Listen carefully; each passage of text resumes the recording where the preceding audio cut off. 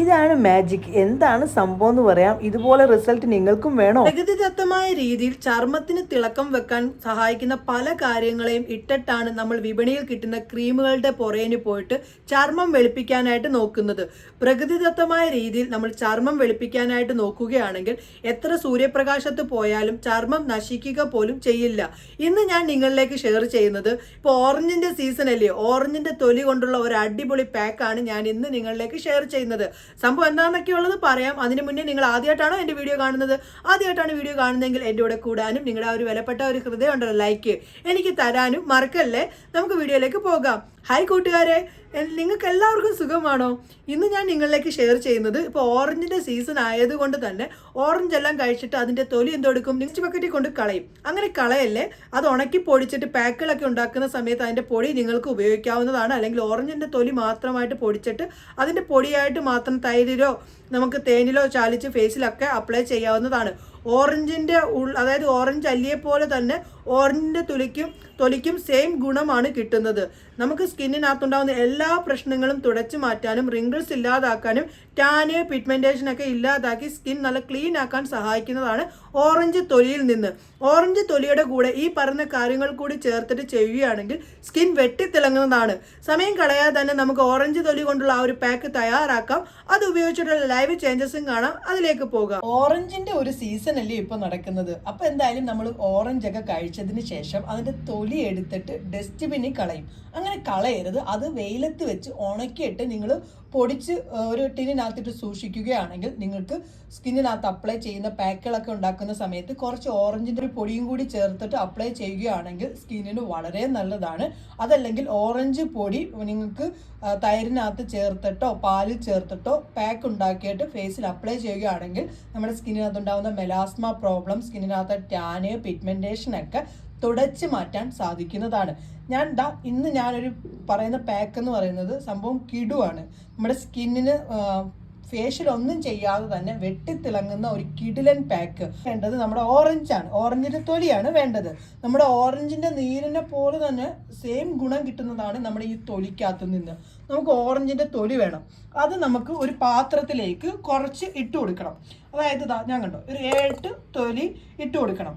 ഇനി ഇത് തിളപ്പിക്കുന്നതിന് ആവശ്യമായിട്ടുള്ള വെള്ളം വേണം. അതായത് ഒരു 1/2 കപ്പ് വെള്ളം ചേർത്തിട്ട് നമ്മൾ ഇത് നല്ലപോലെ വേവിച്ച് എടുക്കേണ്ടതാണ്. 1/2 കപ്പ് വെള്ളം ചേർക്കാം.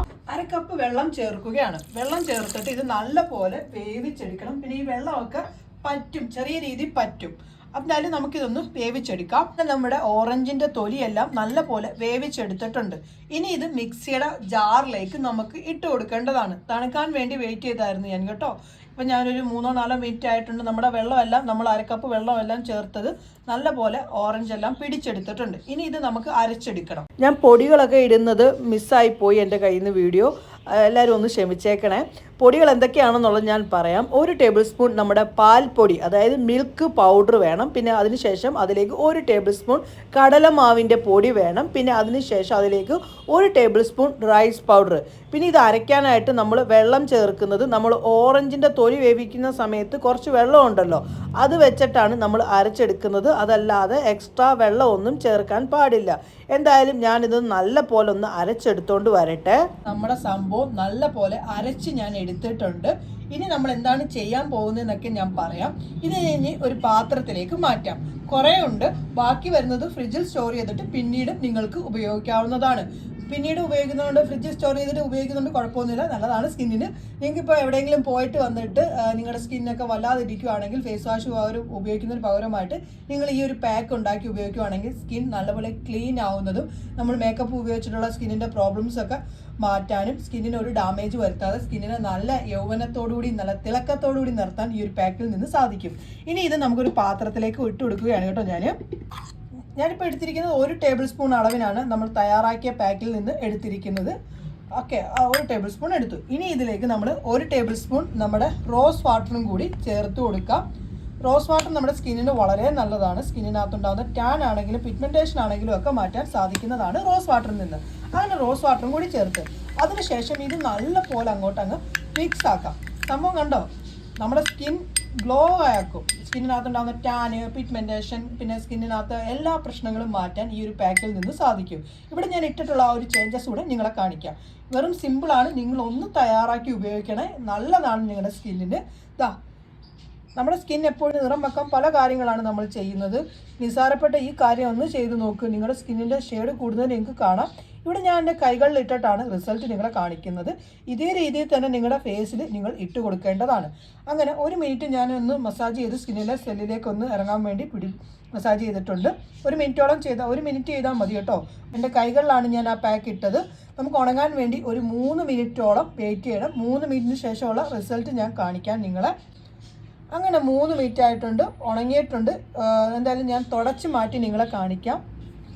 ഇതുണ്ടോ സ്കിന്നിൻ്റെ ഗ്ലോ കൂടിയത് നിങ്ങൾ കണ്ടോ? നിങ്ങൾക്ക് കാണുമ്പോൾ തന്നെ മനസ്സിലാവുന്നുണ്ടല്ലോ, നല്ല പോലെ സ്കിൻ ഷെയ്ഡ് കൂടിയിട്ടുണ്ട്.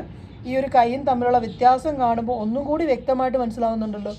അടിപൊളിയാണ്. സ്കിൻ ബ്രൈറ്റ് ആക്കാനും ഗ്ലോ ആക്കാനും സ്കിന്നിൻ്റെ ചുളിവൊക്കെ ഇല്ലാതാക്കാനും നമ്മുടെ ഈ ഒരു പാക്കിൽ നിന്ന് സാധിക്കും. ബാക്കി വരുന്നത് ഫ്രിഡ്ജിൽ സ്റ്റോർ ചെയ്താൽ മതി, പിന്നീടും നിങ്ങൾക്ക് ഉപയോഗിക്കാൻ സാധിക്കും. എന്തായാലും ട്രൈ ചെയ്തിട്ട് റിസൾട്ട് പറയണേ. കണ്ടോ, ഓറഞ്ച് തൊലി കൊണ്ടുള്ള പാക്ക് തയ്യാറാക്കിയതൊക്കെ കണ്ടോ? സംഭവം കിടുവല്ലയോ? എന്തായാലും ഒന്ന് ചെയ്തിട്ട് അതിന്റെ റിസൾട്ട് വന്നൊക്കെ എന്നോട് പറയണേ. എന്തായാലും ഓറഞ്ച് തൊലി എല്ലാ സ്കിൻ ടൈപ്പുകാർക്കും ഉപയോഗിക്കാൻ പറ്റും. ഓറഞ്ച് നീരാണെങ്കിലും ഒക്കെ എല്ലാ സ്കിൻ ടൈപ്പുകാർക്കും ഒരേപോലെ ഉപയോഗിക്കാൻ കഴിയുന്നതാണ്. ഞാൻ പറഞ്ഞ കാര്യങ്ങളൊക്കെ നിങ്ങൾക്ക് ഇഷ്ടപ്പെട്ടോ? പിന്നെ നിങ്ങൾ ഈ ഒരു വീഡിയോ നിങ്ങളുടെ ഫ്രണ്ട്സിലേക്കും ഫാമിലി ഗ്രൂപ്പിലേക്കും മാക്സിമം ഒന്ന് ഷെയർ ചെയ്ത് എന്നെ ഒന്ന് സപ്പോർട്ട് ചെയ്യണേ. എന്തായാലും നമുക്ക് പുതിയ വീഡിയോയുമായി കാണാം. എല്ലാവർക്കും നല്ലൊരു ദിവസം ആശംസിക്കുന്നു. ബൈ.